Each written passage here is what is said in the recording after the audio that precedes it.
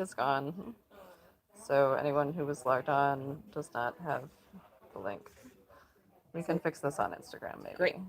Uh, what am I doing? And they could watch it after. Yes, exactly. Okay. So now I would like. Whoa. My phone.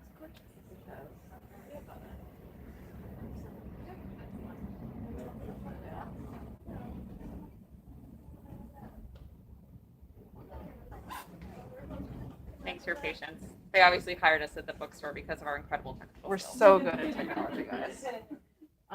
Thank you for your patience, and thank you for coming out and joining us for this lovely event. Ooh, we've got one more person. I'll just keep vamping, and we'll see if it's someone who's probably here for this event.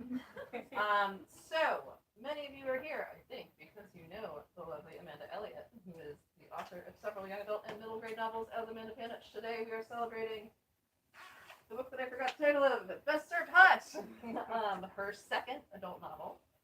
Amanda lives in New York City, where she owns way too many cookbooks for her tiny kitchen, and we also have copies of her first book, Sadie on a Plate, which is back over by the register. If you'd like to open up while you were here.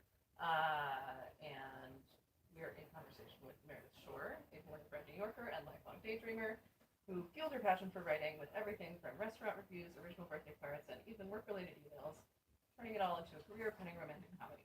Her trade paperback debut, as seen on TV, featured here, was published last summer, was a USA Today and Book Riot pick for top romances of June 2022. And her second book will be out this summer, so maybe we'll all be back here and we'll have mastered live streaming by then. Couple of housekeeping notes. Our lovely presenters have the privilege of removing their masks during this event. We would love it if everyone else would please keep their masks on. We will be opening the door to let in fresh air periodically, and but otherwise we're just keeping everybody safe. And there will be time for questions at the end. So as discussed, we'll do a little high sign. It'll be good. Save up your questions. They'll be great. And I think that is all. Otherwise, thank you for coming to the Story Bookshop. Take it away. Thank you all so much for coming.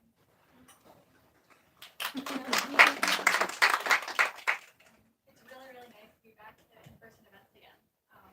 So it's wonderful to see you all and talk to you all. I'm excited to talk to Meredith.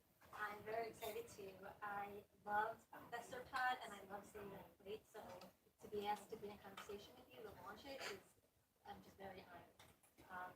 It's so funny and it's so romantic, and there's so many things I love about it, from the setting in New York to the delicious descriptions of foods to the romance, the enemies to lovers, and the Jewish rep that made me feel very seen. So, but first we're going to touch on all of those things, but I'm going to ask you to do something that authors are used to, but most of us hate doing. But will you give us a little elevator pitch about what Best Served Hot is about? Sure. So Best Served Hot, in kind of like my one sentence description, is an enemies to lovers restaurant reviewer rom-com. And it follows two restaurant reviewers who have very different, essentially yell around the screen. Some very different methods of restaurant reviewing and some very different philosophies towards restaurant reviewing and what they review. And they, of course, get into a big fight about it at a food festival, which is filmed, and that video goes viral, which naturally forces them to work together in order to increase their views and get more traction for their careers. And as they're working together, they discover that, you know, maybe they don't hate each other so much after all, and maybe they have more in common than they thought. And so it's got a lot of food descriptions, a little bit of class warfare, some pet yoga, and yeah, a lot of restaurants. A lot of restaurants. So the book is set in New York City, and this is the first sentence, if you don't mind my reading. But running down a midtown Manhattan sidewalk during rush hour might as well be running on an obstacle course. And there's a description about her running around New York and trying to get to the destination, and she's late and she's sweating, and it so perfectly puts you into Manhattan. And I think that, like, a lot of people write books about Manhattan, and you could easily Google and think about, like, the Rockefeller Center, Business Street, and Times Square, the lights in Times Square. But in order to, like, really capture the essence of New York City, I feel like you have to have spent, like, a lot of time here. You touched on it so well. So, I mean, was it purposeful for you to set it in New York? Was that part of the plot? Was it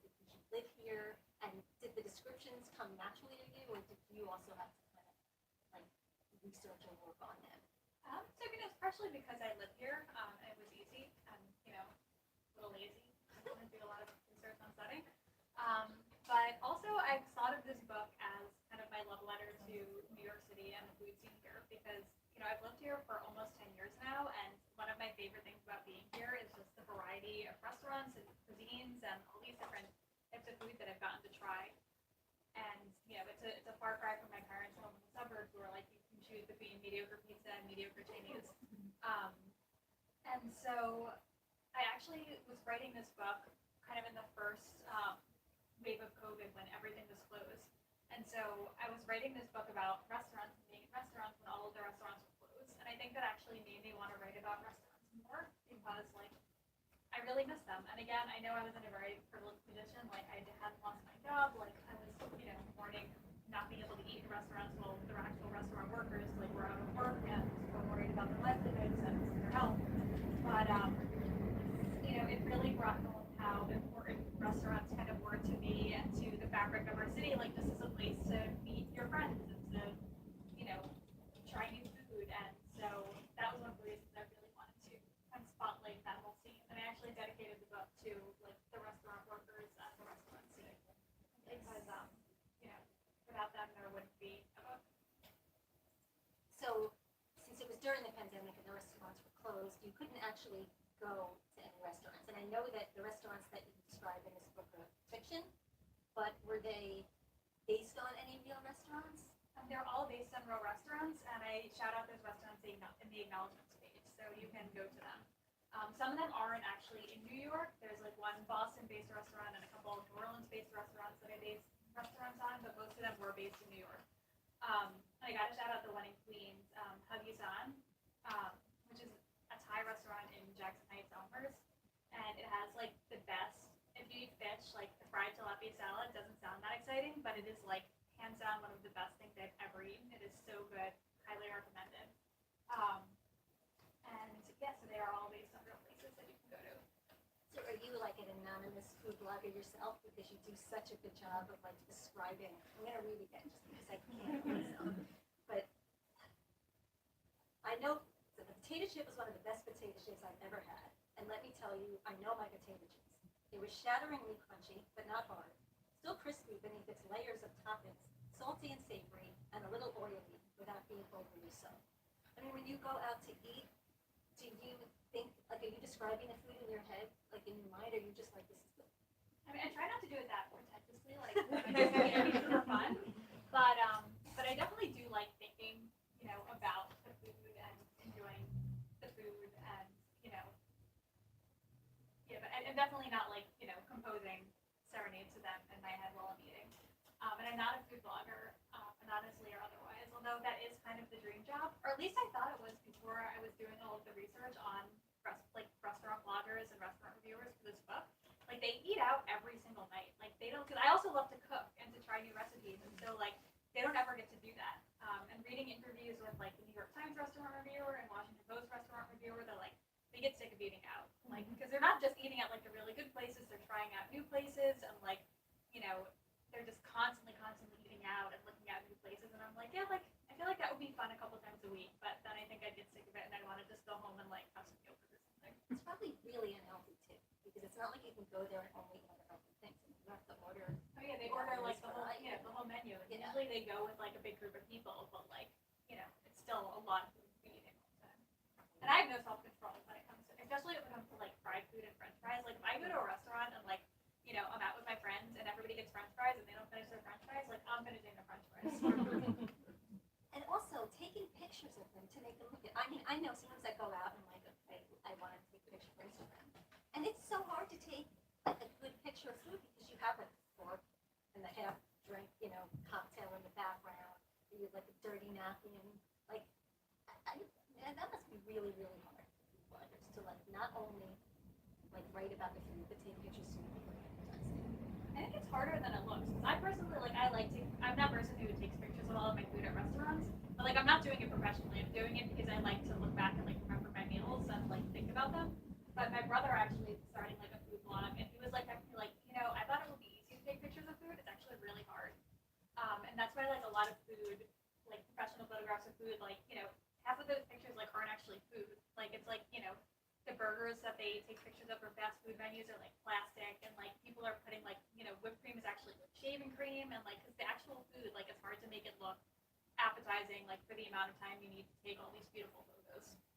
Yeah, I've heard they use like glue or something. Yeah. It's like that are supposed to be like milky or yogurty or something. So gross. No. Do you have any food bloggers that you follow? Like was let me just remember her name because I just Jada Knox is one of Julie's like favorite food bloggers, and they become family research partner of. Was she based on a real food blogger? I mean, they're all kind of composites. Like, I didn't base anyone in the book. I based restaurants on restaurants, but I didn't basing like people on, real people just feels too kind of close to me. So the food bloggers in the book are all kind of just based on like composites of people that I follow and research with people that I follow. So nobody's based like directly on anyone else. They do follow a lot of like food bloggers and people who like, do New York City food.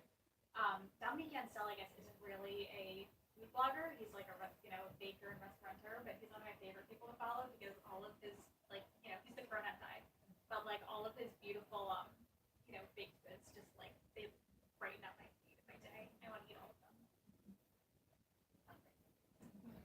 So okay, let's talk about character. There's a big distinction between Julie and Bennett. I feel like Julie comes in with all these misconceptions about Bennett based on that Bridge. She got the job that she wanted, and she assumes that it's like nepotism or just privilege. And there's a lot of where she'll say, I can't afford the Uber, or we're going food shopping, and I gotta watch the prices like ground beef. I feel like the whole Nepo Baby debate came at a great time for this book because like now I can say like Nepo Baby and that people like if people know what I'm talking about. She's like really, really relatable. So like, how did you, at least to me, I mean, she's also following her passion for food while also working a day job. She has to pay her rent. So like, how did you go about crafting this character that's every person? So that all kind of was very true to life. So, I've been writing. I got my first book deal back in like almost 10 years ago now. But I'm sure, as many of you know, like some of you are authors and some of you are just authors' friends. But like, it's not typically enough to support yourself unless you are like, unless you're like, there are movies of your books, and sometimes not even then. So, I was always doing something else in order to support myself while trying to, follow my dream and hopefully become one of those people who has movies made of my books. And so one of those jobs that I had while I was, writing and still trying to make it was a temp job for a retired CEO and like billionaire. The office is his real office. I don't want to say his name because like that, I think that gets too close, but like it was an amazing temp job. Like I would go in, I would get paid to basically sit in this humongous empty office overlooking Rockefeller Center and Saks. There were like multiple rooms. There was like a kitchen. There were like floor to ceiling windows. It was amazing. He was never there because he was retired, but he just needed someone there to kind of like answer the phone and be a warm body, like to look fancy in case like people called, which they never did. Like I'd answer the phone like 3 times. And I'd like open the mail and like I'd get paid for that. And he was always very nice. Like the few times I did see him that he came in, he was always very nice to me. But it was always really weird for me because I was like, kind of like I wasn't broke, but I was not super flush or anything either. And so I would like be filing these receipts for like private plane flights, and I'd be like, this is more than I made in a year that like you paid to travel back and forth to Florida on your private plane. And so that Julie's job kind of stemmed from that. She's an executive assistant to a guy like that. And another part of the book that kind of stemmed from real life is so in the book, Julie's boss's daughter, Emerson Lee, is kind of like another like Nepo baby with a heart of gold.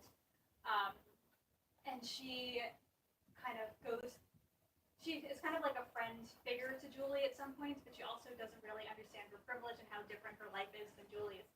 And so when I was working this temp job, my boss like had a daughter who'd come in occasionally to like use the office. And Emerson Lee was kind of based on her because she was, again, I don't want to say too many specifics because she could be here for all I know, but probably not. But like she was starting up this ridiculous business idea, and every time I heard her like, she was always like very chipper, like this is the greatest thing ever, like this will revolutionize like fashion. Was it And I pet think- yoga? It was not pet yoga. That might have been too That's- long ago. that's Emily Lee's job in the book, is that she's starting a pet yoga business. But this my boss's daughter was like starting this business, and I'm just like sitting there like shaking my head like, wow, like you don't know like how the world works. Like it must be nice to like kind of be in that bubble and just kind of be able to dedicate your life to doing this ridiculous thing that like even I as like this temp know that there is no chance of like actually succeeding. And so that whole part of Julie's job and her story kind of came from that experience and how it felt to be in that position.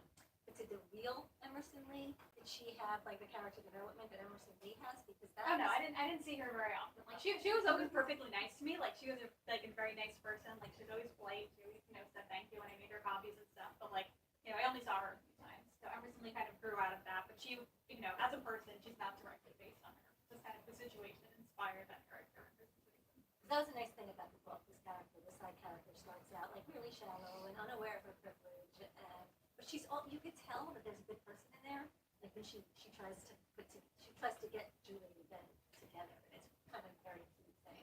She spotted the chemistry before anybody else does, but towards the end of the book, you kind of see that she starts to understand a little bit more, and she actually has talent.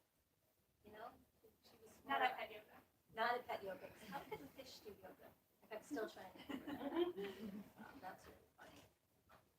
So, Julie and Bennett, they start out, they have like a meet not cute, and Julie starts this. I mean, she's bitter that Bennett got her job, which she wanted. So she makes up this lie to get him to leave his spot on the line at a food festival. But even during this like contentious scene, like you can feel the chemistry between them. And I think that's really tricky in enemies to lovers, where like you have to show that the characters like don't like each other, and sometimes they're kind of mean to each other. But you don't want them to be so mean that the reader isn't like pushing for them to get together. I mean, I don't know if there's any writers in the audience right now, but do you have any like tips for writing enemies to lovers so that they're not kind of like such jerks that you don't even want them together? That you're still, because like even when they were fighting, I was like, feel this, I want them together. So I think enemies to lovers, there's a couple things. It's one of my favorite tropes to write and to read. And there are a couple tricks that I always like to use to like make sure it's not too hard. Like I never want them to be like mean to each other. Like they should never go past a certain point where like you're like, okay, like I really hate this person and I don't want anyone to be with them because they're just so mean. So because of that, like I don't want them to be real like enemies. Like you want there to be some kind of situation that is preventing them from kind of like from liking each other, whether that's like a misunderstanding or whether that's like just some kind of obstacle that like exactly, like a competition, some kind of rivalry. So I guess sometimes people call it like rivals to lovers, and I think I almost like that more than enemies to lovers, I guess, in this situation, because they both really want the same thing and only one of them can get it, and so they don't like each other at the beginning because they're trying to take each other down and get what the other one has. And she also resents a lot about kind of like who he is and his position and the advantages he has over her because of how he was born that she doesn't have. So, speaking of their chemistry, this book has an open door sex scene, and I don't know if you've read Sadie on Plate, but I believe that one was closed door. That was close to her. That was Fades Black, and this one's, I was reading and I was like, oh, I wasn't expecting it. So, was there a reason why you decided to go for the open door for this one and not for Sadie? Honestly, it just seemed to fit better for this one because Sadie was on set mostly on like a TV set, and I was like, realistically, when are they going to like be able to sneak away to have sex? Like, it's unlikely. Yeah, so it was really just kind of like what seemed to fit best for the story. I think readers like having generally like what I've seen like from reader feedback with Sadie, they were like, I wish there was more spice. So, I mean, I am influenced by reader feedback. You have a big to a point, for sure. I mean, do you like writing sex scenes, or is it uncomfortable? Or... I like writing it, but I think it's more uncomfortable knowing that like people I know will read it. Like writing it like when like my mom is gonna read this, like my dad is gonna read this. Like that, it just it or reading of it. Well, I will say getting edits on the sex scene is very uncomfortable. Like, you know, like very clinical, like the copy edit or the line edit stage where they kind of comb through everything and like look for little inaccuracies. And so I remember like with one, she's like, wasn't he on top before? How is she like, you know, how is she like doing this position when like he's supposed to be on top of her? And I'm just like, like I don't want to do that. Yes, they do this exactly, making sure the choreography works, and it's like, it's cringe, like even if you're reviewing it by yourself in a room, it's still really uncomfortable. Sarah Hogel, did you see on Twitter, I think right before her first book came out, she sent like a copy on Twitter, the copy of her book that she sent to her parents, and it was all redacted. She changed certain words to make them, you know, funny. Oh, I should actually do that because my mom bought a copy from here and had me pick it up to bring to her because she didn't want to pay for shipping. So I should actually do that. So hi mom, you might have some pages missing from your copy. So, okay, a lot of people talk about how these days, like, romances have like illustrated covers. And people assume that they're going to be funny, and a lot of people get really annoyed when something is marketed as a rom-com when it's not funny or when it's like not real. Yours are definitely romantic comedies. I mean, there is definitely humor in them. Does the humor come naturally to you, or I mean, like, what comes more naturally, the rom, the com, or the emotional, or is it all kind of like equal? I think the calm definitely comes more naturally. Like I don't even know I'm doing it a lot of times. Like I feel like I'll write something and I'll think it's serious and I'll like send it to my agent or whatever, and she'll be like, "That's hilarious," and I'll be like, aren't you crying? Like, you should be crying. But yeah, the romance part actually has taken more work because I actually so there's like kind of a pattern in my career where I'll say that I'm never going to write something and then I write that thing like next generally. So like it started when I was like, I'm never going to write a children's book, and then I wrote middle grade, and then this happened, Sadie and the Plate happened after I was like, I'm never going to write romance. I just can't see myself ever doing it. And then I wrote romance. And so it definitely takes more conscious thought for me, like mapping out the romance, and then the comedy just kind of comes along for the ride. At least I think it's comedy. It feels really cringy to me to be like, my book is funny because humor is so subjective. Well, that's what I'm here to say. It's funny. There's a scene, and I don't want to spoil anything, but Julie and Bennett are in a restaurant, and they've been in a restaurant, and they got kicked out of the restaurant, and they go back to the same restaurant, and they don't want to be caught. Like, they have these silly disguises, and they're not even real disguises. I think one of them doesn't wear glasses or something like that. But they're trying to convince, like, the waiters that they're both twins. You know, like, my twin sisters are, my twin brother is here. Like, I was cracking up. And I read the book twice, and I laughed both times. So, Thank you. It's very, very funny. Okay, another question. Julie talks about the fact that she does not like wine. And, like, as a book reviewer, I guess or as a food reviewer, especially like nice restaurants and stuff, you're supposed to like wine because wine and food, they just naturally go together. So, question for you: do you like wine? So I felt that way for a very long time. Like I am like a sophisticated New Yorker. I need to like wine. Like I'd go out on these publishing dates and like, you know, the editors I was an agent before I had left that job, and I'd go out to like lunch dates with editors, or not lunch dates, we weren't drinking at lunch. But I'd go out and like have drinks with them, and they'd like have their wine and be like, "Oh, this wine is great." And I'd be like, "Yeah." But so I was trying really hard to like it. And then, so I drink, like, try all these different kinds of wine, never really liked it. And then I was talking to someone and was like, yeah, like, the thing I really don't like about wine is how it makes, like, my whole mouth itch and my throat go numb. And then they're like, you know, that's not supposed to happen when you drink wine. Like, that's not one of the side effects. And I was like, oh, like, I guess I'm allergic to wine. So, like, I can kind of cheat by answering that question by saying I am allergic to wine. Yeah. So maybe I would like it if I tried it. You know? I mean, do you drink? I mean, like, do you have a cocktail, or you're more of a mocktail person? And either way, no judgment. Well, I've tried. I'm not a huge wine fan, and I also don't like beer very much.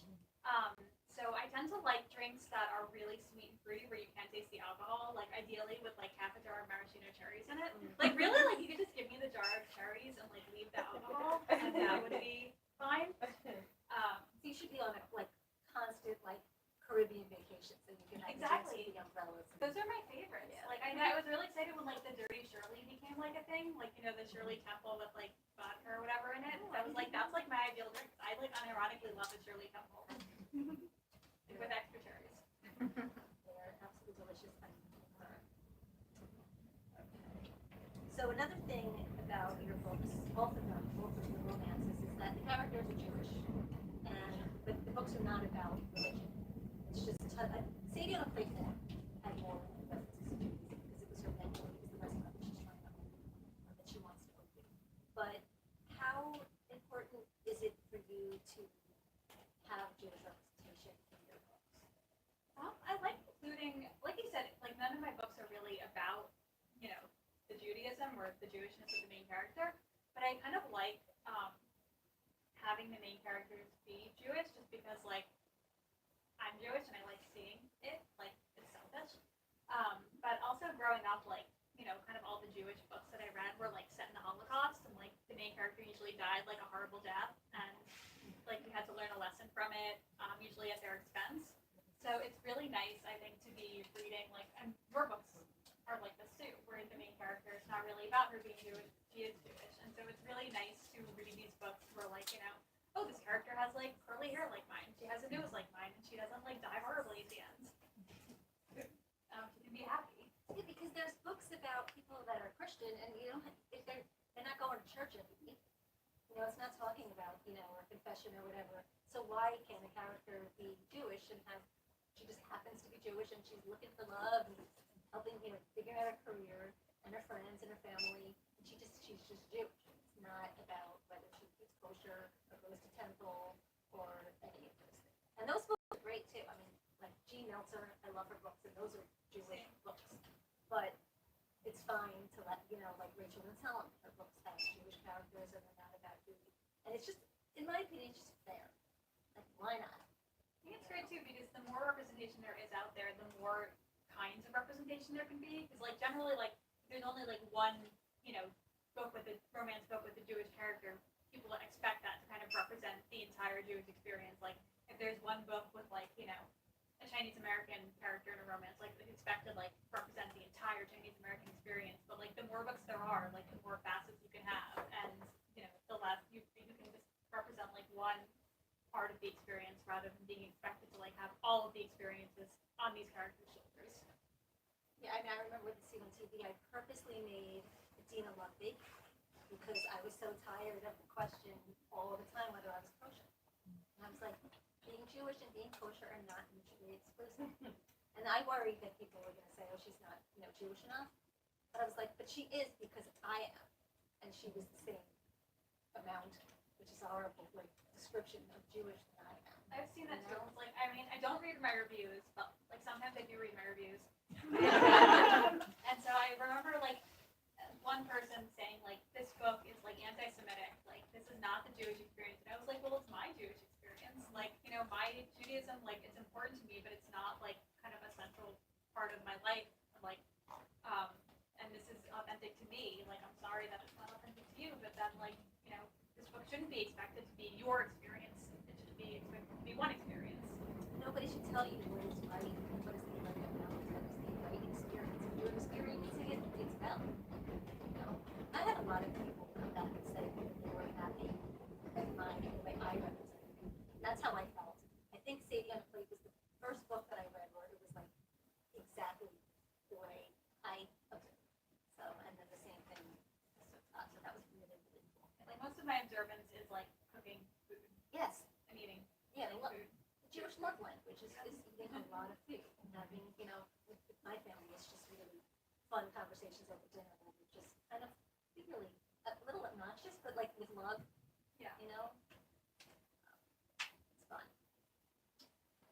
So, besides romance and food, there's a lot of like real life issues in this book. There's, you know, just the wealth disparity and sexism and awareness of privilege, and this is kind of just hopping on to what we're talking about with Judaism and that kind of representation. So, did you like consciously have these issues there, or did they just happen naturally? I mean, some of both, because like I was talking about before, I based a lot of it on that temp job that I have, and, like, you know, kind of the disparity between my boss and his family and me. And even though I was kind of like a part of this office and I was in the office, like I was obviously not a part of that life. And I think it's also like, especially in a city like New York, where there's like, huge wealth disparity. And you've got everything from like, horrible, like grinding poverty to like some of the wealthiest people in the world, all like in the same kind of few square miles. And so I think it's definitely something that living here, like you can't help but, see. And I'm not planning to, encompass that entire range, but I think that, again, I encompass the range that I know. Yeah, it's a good Like idea. just coming to the city, like, temping and trying to make it, and looking at this fabulous wealth, like, kind of going around me while I was doing it. Yeah, and even in your own life, you do come across people who are all different. So like the world that you influence should probably represent the kind of world that you live in. And in New York, it's going to like capture it, which is great. So, okay, so I don't want to again give another spoiler, but there's a third act breakup, and I don't know if you guys know what the third act breakup is, but it's characters finally get together, there's build up, tension, yay, they get together, and then they're happy for a little while, and then there's like a big fight that they have to get together at the end. They have to resolve before they can have their happily ever after. And there is one in this book, but there's a lot of like, at least on Twitter, a lot of people are like, I hate the third act breakup, I love the third act breakup. I love the third act breakup because I love tension and I love conflict, and I feel like when there's a lot of it, that happily ever after is just so much better because you earned it. Do you like always write it? And how do you feel about reading it in general? What are your thoughts on that? I think it all depends on if it fits the story. Like I felt like it really fit the story in this book because, like, my main character is not the most mature character in the world. She's got like a lot going on. There's like a lot of tension. She's got a lot of stress, and so she misinterprets something and kind of like uses it as an excuse to run. And so I thought that really fit her and the story well. Versus like the story that I'm outlining now, like another romance. There is no third act breakup because like it just doesn't fit the story and the characters. So I guess that's kind of a cop out of an answer, but I think like sometimes I like it, sometimes I don't. If it fits, it fits. If it doesn't fit, it doesn't fit. Yeah, I don't know if I'm gonna have it in my next book. No, it's true. I like it, but if it doesn't, you don't want it to be contrived. Yeah. But in this case, yeah, she ran, but no spoilers again. I think I've said that like 1,000 times already, but it's understandable. I mean, what she sees is bad, so I think it's understandable that she would get upset and run away. So, just saying that I understood where Julie was coming from in that particular scene. Do you have like a writing process, like it's always the same? Do you write in the morning? Do you write in the afternoon? Do you write at night? Do you plot? I mean, these are like a lot of questions at once, but like, what is your writing process? Honestly, like I feel like I don't have like a set writing process. Like I tend to do my best drafting in the morning, but then sometimes I do my best drafting in the afternoon. I like to have some kind of outline. Like I need to know where I'm going towards, but also like I need to have some freedom to be able to kind of play around and see what feels best for the plot and the character. So yeah, I guess I'm also not super tied to like a certain location. Like I feel like as long as I have my laptop with all my stuff on it, like I can write basically anywhere with any noise. Like that's what right now, like I grew up in a house, like I'm the oldest of 5 kids, like I can write through like anything and focus through anything. Like literally, like in my apartment right now, there's construction happening on every side of us. Like there's a building coming down next to us, there's like scaffolding work on the front, and there's a building being built in the back. Like, and like I don't even notice it. Like I'll be talking on the phone, like my mom will call on FaceTime, she'll be like, that's so loud. And I'm like, what's so loud? Do you wear earbuds, and are you just like writing through all of that? Because I have constant facade work. Constant facade work for the past 2 years. I don't know why it's taking so long, but I'm the one who's screaming like, shut up, as if they're going to listen to me, doing their job. But it's so annoying, and I personally cannot. And I work from home too, part of the time. I can't function at all. So do you wear like earbuds, or you just? No, I honestly like I don't even hear it. Like it's just like it totally just like it's like white noise. It's amazing. I have a hard time. It drives me crazy if like there's like because I have a hard time like focusing through music. So like sometimes like there will be a car like parked outside and plays loud music, and I'm like, oh, I can't focus like with the music. And meanwhile, there's like dynamite blasting like next to it, and I don't even hear it. So yeah, like not a super tight routine. Like I think I'm pretty pretty adaptable. And so you have like a writing snack or drink that like you have to have? Not really, because I'm really anal about my laptop and like getting anything on my laptop. So I like to keep like anything like meat, food, and stuff away from my laptop. You saw my yourself. My laptop. And do you plot?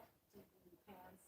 I usually like to have like a loose outline, although it makes it harder with publishing because like generally to sell your next book, you have to have like a pretty, or at least in my case, like I think if you're like, if you have a movie theme out of your book, you can do whatever you want. But like for most people, like you kind of have to have something on the page for them to buy your next book. And so I usually have to have a pretty detailed synopsis to like sell another book. So for the most part, like I have kind of been forced into outlining. And I actually like stubbornly, grudgingly have found that I like it, even though I hate writing the outline. Like it makes writing the actual book so much smoother and so much easier. That's so true because I did not, my first book, I wrote the whole book before it went out on Stub, and it was fine. And then after that, I had to do an outline, and I've never before written an outline before actually writing a single page of the book. So it's like it's hard to figure out what's going to happen when you don't later when you don't know what happened now.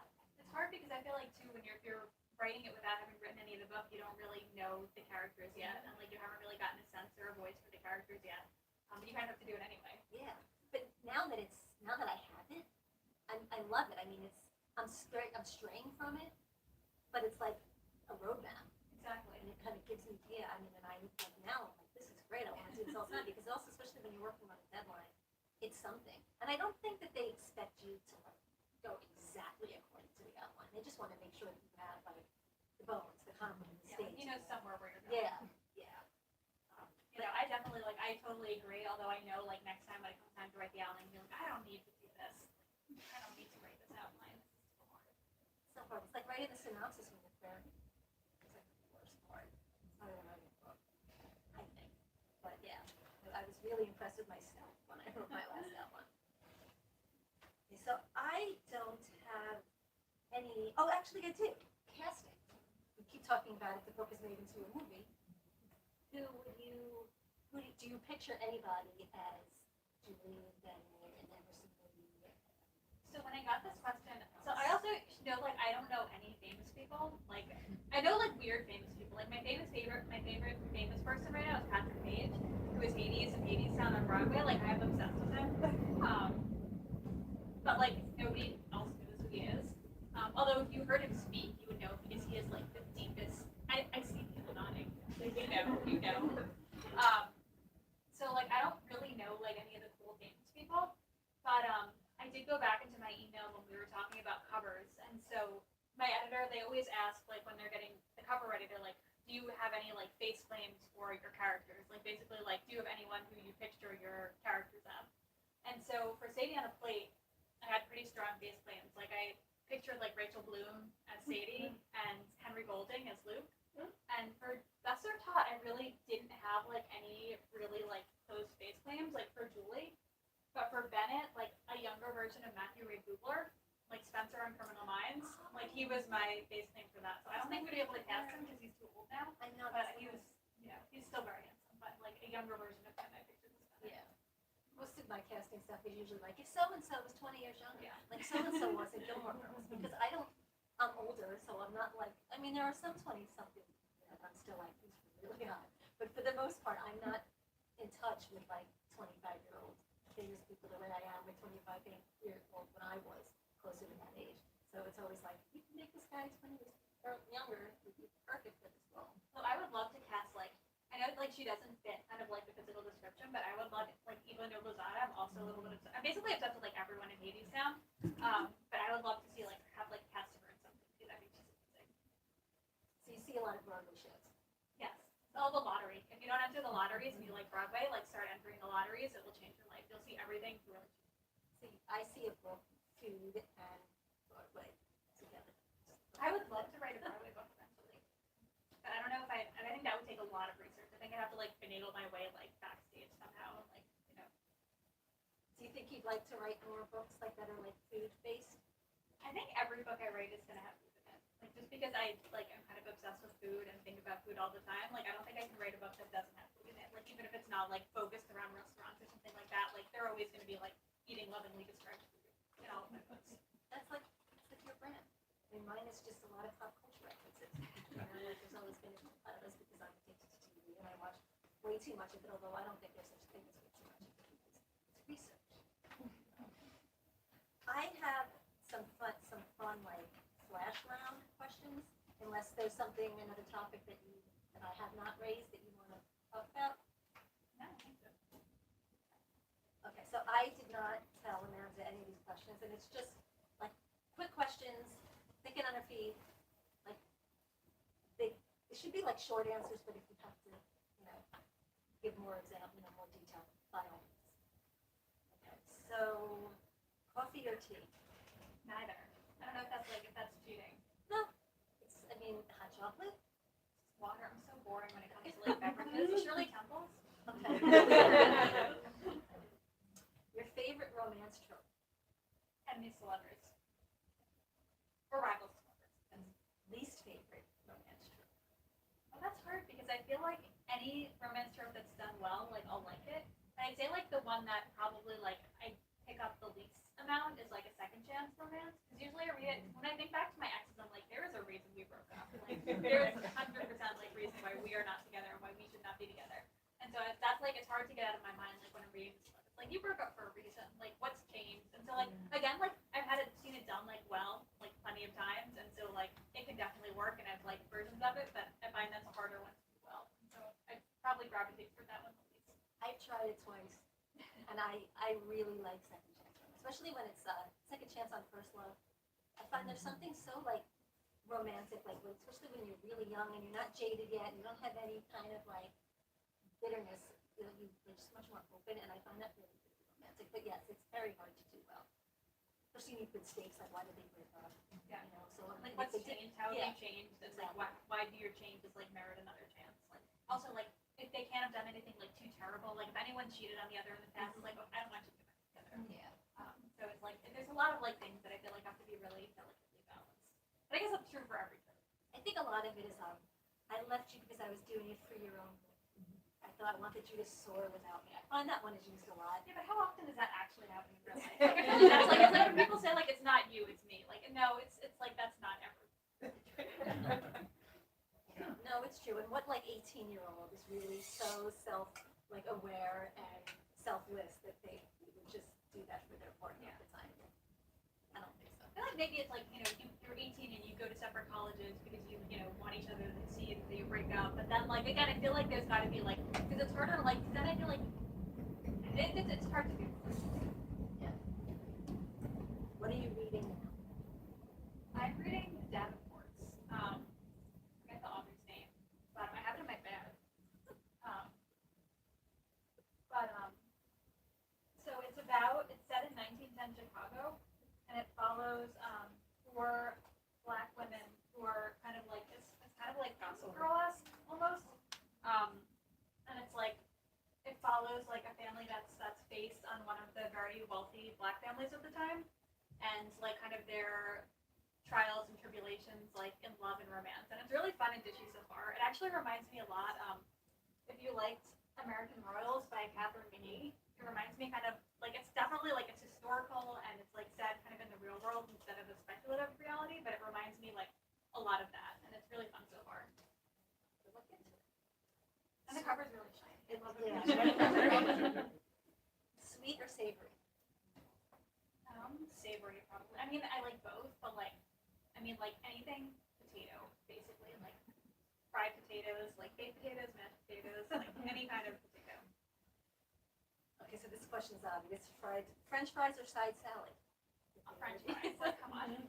Like I mean, I'll have the salad at home, but I feel like if I go out and there's French fries on the menu, like there will be French fries. Like I went out, I had dinner with my husband's family the other night, and like there were like so much good stuff in the menu, and there was like this duck dish with like fries on the side, and I don't even like duck that much. But I was like, I just wanted this plate full of fries, and so I ordered it anyway. And I ate all the fries, and the fries were good. I would say probably like 9 out of 10 people would probably have answered that if I thought French fries. And I love salad, but side salad. I like salad too. But if it's just lettuce and tomato and cucumber, like I want to put avocado, Yeah. chickpeas, and artichoke. And French fries. Yeah, so with some French fries on top. Okay, the pancakes, waffles, French toast, side of lunch or the eggs? French toast. Favorite reality cooking show? And it doesn't have to be on anything. I have to say Top Chef because I wrote my whole first book is basically Top Chef fan fiction. I love Top Chef. It's coming back soon for anyone who is watching. Very excited. It's like an all-star season where they're bringing back like all-stars from all around the world. So I'm very, very excited. Is it still Tom cooking up? Yes. And Padma. Speaking of favorite chef, Favorite chef. That's a hard one. Like favorite like celebrity chef or favorite like I think celebrity might be easier because we'll probably all have heard of this person. Whereas favorite real chef, I mean, if you have one, by all means, share. I guess I have to say Melissa King from Top Chef. Like she won a few seasons ago and she's just like I just love her. I love everything about her. And last question, and this one's might be hard, so you can split it up by type of food if you want. But favorite restaurant in New York? Oh, that's an impossible I question. know. I don't know why I wrote it. It must be I don't know. I feel like it's like when people ask me my favorite book, and I have to be like, well, what genre? Like what, like like YA book, romance book, like this is like it's the same thing. Like what cuisine? Oh man. I'm gonna cheat and just go with like a food day. So my favorite food day that I had is when I go hang out in like Jackson Heights, Elmhurst for the day. Like I said, Habisan, like one of my absolute favorite places, like that fried fish salad. Like everything there I've had is really good, but that fried fish salad is like the best thing that I have eaten, like maybe ever. They chop it up into pieces and they fry it in like this like really like light rice batter, and then they pot it all back in the fish, and they top it with this dressing. Like it's like I think it's like fish sauce and lime and palm sugar, and it's really like tangy and sour and sweet and spicy, and like somehow it's like magic because it doesn't like make it soggy. Like it's like got that amazing like really crispy like but a little bit like tender texture, and then they just cover it with this is a struggle. Like they cover it with like herbs and onions and stuff like that, and it's just like amazing. And there's a local place nearby that I love, like it's Nepalese dumplings, and they're just filled with like everything, and they're so tasty. And all the Colombian bakeries in the area. I think we need another. The Arepa lady. Another lunch Like, party just to talk about these. yeah, like this. I would just spend like my favorite restaurant is like just go to Jackson Heights and like basically anywhere you go. Do we have time for questions from the? Like 2 questions maybe, so make them really good. Really Yeah, I'm sorry good. about that. I went over. No, that's okay. I gave you extra time because of the late start, but then I looked at the clock and was like, oh, we got to sign some books. We got to sell some books. We got to mingle a little bit and have a little party time. Does anybody have any questions for me? For Meredith. For me? If that was too much pressure, I'm sorry. You got a little bit onto the dream casting, but do you have are any rom-coms behind you? I know for you, you obviously have rom-com TV and as inspirations, but for any of the any movies that were inspiration for you as you were writing? I'm actually really bad with watching movies. Like I feel like I read books and I watch a lot of TV, but like when it comes to movies, like my husband will tell you it drives him crazy because he'll like be like, "Want to watch this movie?" And I'll be like, This is a commitment. It's like something like you could watch. Go watch like 3 TV shows, but like sitting down to watch a movie for the same amount of time is like a lot. But I will say like one of my favorite rom-coms ever, like and it's kind of old, but it's like a classic, is Enchanted. And you know the movie where the Disney princess like kind of ends up in New York and she falls in love and like it's one of my favorite rom-coms ever. And so like I think I'm not like inspired directly by any classic rom-coms really.